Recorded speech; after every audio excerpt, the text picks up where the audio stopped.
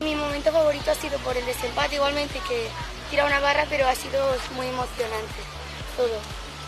Para mí el momento favorito del concurso es cuando veo a Gala salir de la prueba sonriendo. El meu moment preferit va ser quan vaig acabar la prova. Mi momento favorito ha sido darme cuenta que cada esfuerzo tiene su recompensa. Para mí el momento más satisfactorio es ver que están disfrutando de lo que están haciendo y que están felices. Sí, mi mejor momento fue el cross. Y el mejor momento del campeonato es ver disfrutar a todos los niños en esta disciplina tan bonita como son los ponis. I el meu moment preferit del campionat és quan la veig sortir amb un somriure. Y mi momento favorito en este campeonato es cuando entras a pista por la motivación que te entra.